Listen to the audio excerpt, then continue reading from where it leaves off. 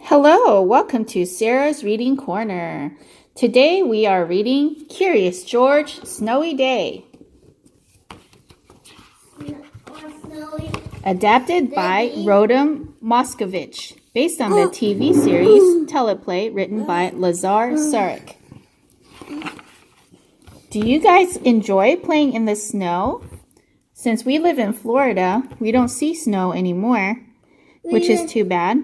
But Florida has started to make snowy hills in town. Live in Florida, North Florida. So we can go to one place and sled for $25 for 90 minutes. Or I think there's one place in Seminole, Florida that you could go for free. Wait, what happened? I found the shoe. There's his lips. George woke up to a wonderful surprise. It had snowed all night. George was curious about all that clean white snow. Maybe he could build something out of it. You go outside, George, said the man with the yellow hat. I'll make us some cocoa for later.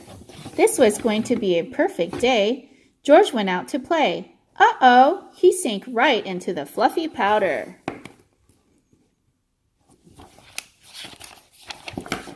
Bill, George's friend and neighbor, came by. He did not have any trouble walking on the snow. Hey, George, Bill said, I have an extra pair of cross-country skis you can have.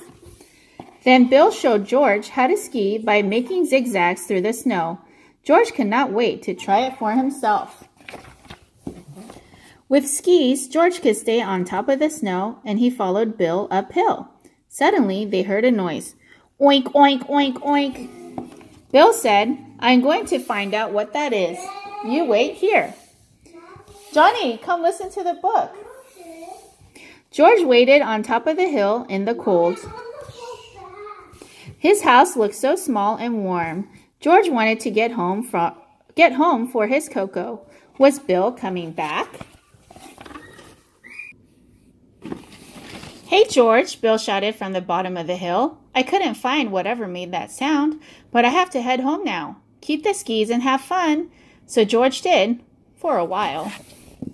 When George was tired, he skied down the hill toward home until he hit a rock. His skis flew off, and George tumbled the rest of the way down. George picked himself up at the bottom of the hill. What would he do now? He spotted two children pulling a sled.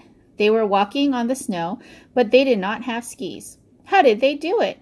It had to be those wide, flat shoes they wore. Vinny, I think he likes our snowshoes, the girl said. George nodded. Vicky and I live on the other side of the hill, said Vinny. If you come home with us, we'll lend you our snowshoes so you can get home too. Climb aboard the sled. That was very nice of them to offer. It was fun to sail down another hill, but now George was even farther away from his house. Here you go, monkey, Vicky said. She gave George her snowshoes and climbed on the sled. Bye, monkey. Good luck. Guess what? George is a chimpanzee. He's not a monkey. He's an ape. George began his long journey home. He was cold and tired, and climbing up the hill was hard work. The thought of a nice steaming cup of cocoa kept him going. Oink! George looked up. There was that noise again. He decided to follow it.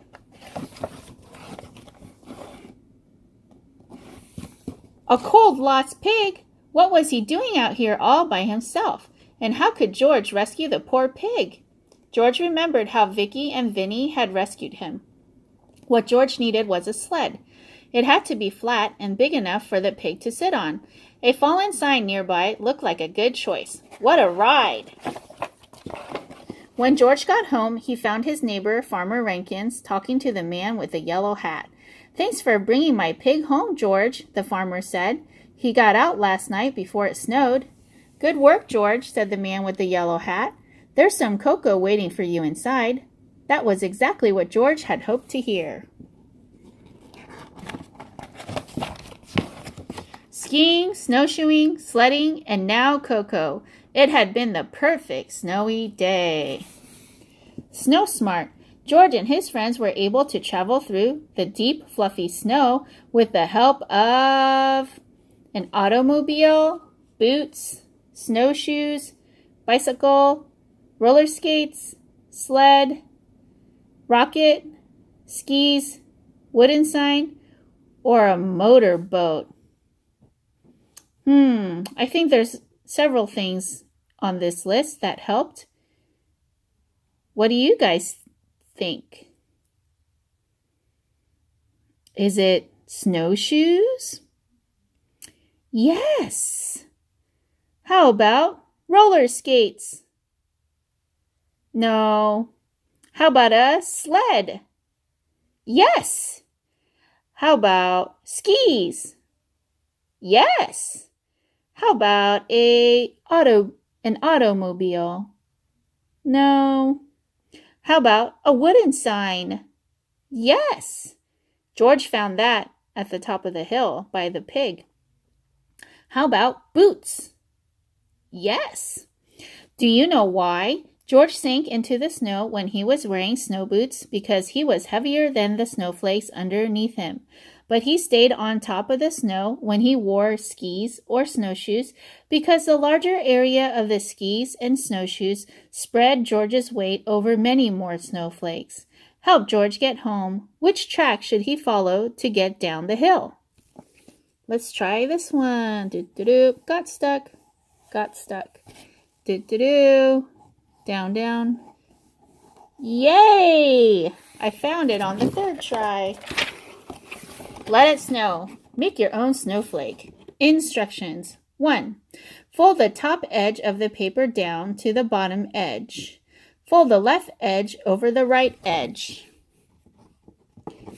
Turn the square so that the corner with all the folds, no open edges, is at the bottom.